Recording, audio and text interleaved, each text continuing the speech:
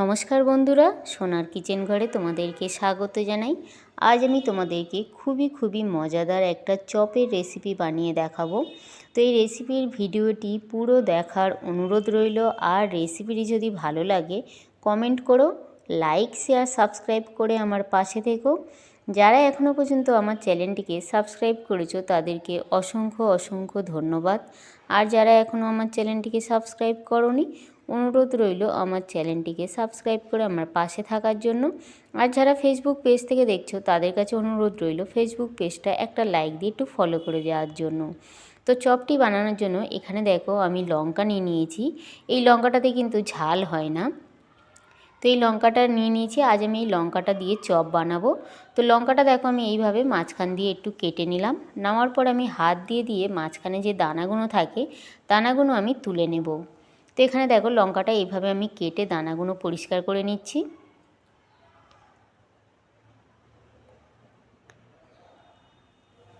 তো এখানে দেখো লঙ্কাটা কিন্তু পুরো পরিষ্কার হয়ে গেছে। আরও একটা তোমাদেরকে আমি কেটে দেখাচ্ছি। তো এইভাবে মাঝখান দিয়ে কেটে নিয়ে এইভাবে হাত দিয়ে পুরো দানাটাকে পরিষ্কার করে নিতে হবে। তো এখানে দেখো আরও একটা লঙ্কা আমার এখানে দানা পরিষ্কার করা হয়ে গেল। এরকমভাবে আমি পুরো লঙ্কাটাকে পরিষ্কার করে নেব। তো এখানে দেখো পুরো লঙ্কাটা আমার দানা পরিষ্কার করা হয়ে গেছে। এবার এই লঙ্কার চপ বানানোর জন্য আমি একটা পুর বানাবো। তার জন্য দেখো আমি একটা প্যান বসিয়ে দিয়েছি গ্যাসের মধ্যে। প্যানটার মধ্যে আমি একটু তেল দিয়ে দিলাম, সাদা তেল। তেলটাকে আমি একটু গরম করে নেব। তেলটা গরম হয়ে গেছে। তেলটা গরম হয়ে যাওয়ার পরে ওই গরম তেলের মধ্যে আমি একটু আদা গ্রেট করে রেখেছিলাম, ওই গ্রেট করা আদাটা আমি দিয়ে দিলাম। দিয়ে আদাটাকে আমি একটু ভেজে নেব যাতে আদার কাঁচা গন্ধটা না আসে। তো এখানে দেখো আদাটা আমার ভাজা হয়ে গেছে। আদাটা ভাজা হয়ে যাওয়ার পরে এবারে এই তেলের মধ্যে আমি একটু হলুদ গুঁড়ো দিয়ে দিলাম, একটু আমি ঝাল লঙ্কার গুঁড়ো দিয়ে দিলাম, একটু আমি জিরের গুঁড়ো দিয়ে দিলাম, আর একটু আমি নুন দিয়ে দিলাম। মশলাগুলো দিয়ে আমি এবারে একটু খুব ভালো করে নাড়াচাড়া করে নেব যাতে হলুদের কাঁচা গন্ধটা না আসে। তো এখানে দেখো আমার কিন্তু মশলাটা ভাজা হয়ে গেছে। এবার এই মশলার মধ্যে আমি একটু আলু সিদ্ধ করে রেখেছিলাম।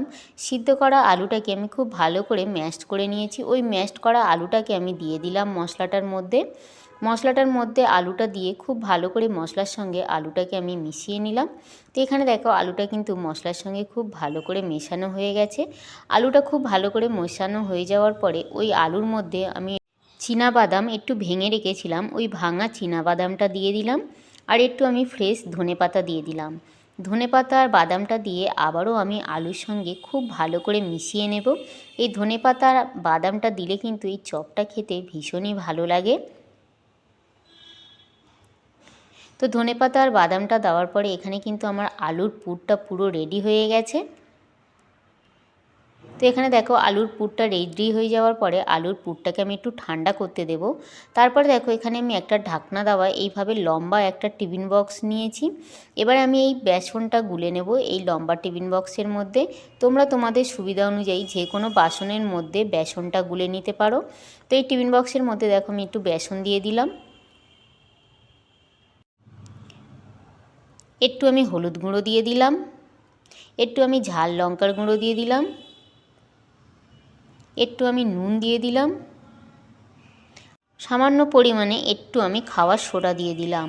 দেওয়ার পরে এবারে আমি জল দিয়ে খুব ভালো করে বেসনটাকে গুলিয়ে নেব যাতে বেসনটা দানা দানা না থাকে।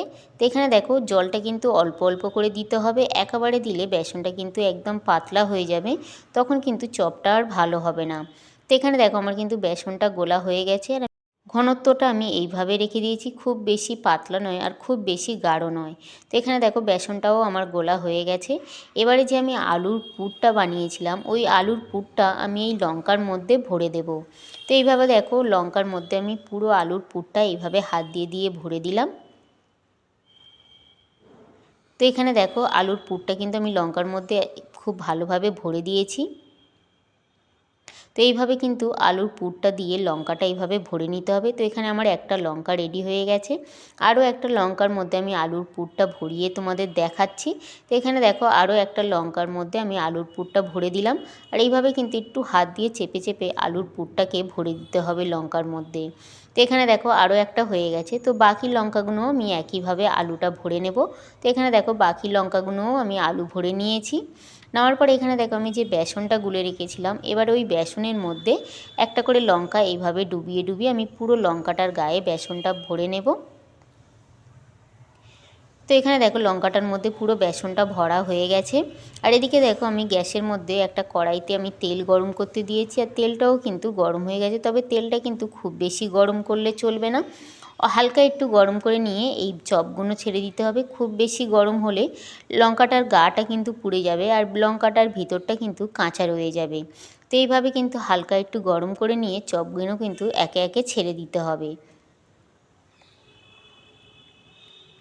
তো এখানে দেখো একে একে আমি 3টে চপ ছেড়ে দিয়েছি এখানে, আর আমি এইভাবে কিন্তু অল্প অল্প করে ভাজবো। খুব বেশি চপ এখানে দিলে ভাজাটা কিন্তু একদমই ভালো হবে না। এইভাবে উল্টে পাল্টে লাল লাল করে কিন্তু আমি লঙ্কার চপগুলো ভেজে নেব। তো এখানে দেখো লঙ্কার চপগুলো কিন্তু লাল লাল করে ভাজা হয়ে গেছে। এবার এই চপগুলোকে আমি উঠিয়ে নেব। আর এইভাবে কিন্তু লাল লাল করে ভেজে এই লঙ্কার চপগুলো খেতে দুর্দান্ত লাগে। তো এখানে দেখো লঙ্কার চপটা ভাজা হয়ে গেছে, আমি উঠিয়ে নিলাম। উঠিয়ে নেওয়ার পরে বাকি যে লঙ্কাগুলো ছিল, বাকি লঙ্কাগুলো আমি একইভাবে ভেজে নেব। তো বাকি লঙ্কার চপগুলো আমি একইভাবে তেলের মধ্যে দিয়ে দিলাম। তো বাকি লঙ্কার চপগুলো তেলের মধ্যে দিয়ে আমি একইভাবে ভেজে নিয়ে, আর এখানে দেখো আমি পরিবেশন করে দিয়েছি লঙ্কার চপগুলো। আর কত সুন্দর দেখো দেখতে লাগছে, আর খেতেও কিন্তু দুর্দান্ত লেগেছিল। তো আগে যদি তোমরা এইভাবে লঙ্কার চপ না বানিয়ে থাকো, একবার হলেও কিন্তু আমার মতন করে বানিয়ে দেখতে পারো। আশা করি ছোট থেকে বড় সবাইয়ের কিন্তু ভীষণ ভীষণ ভালো লাগবে।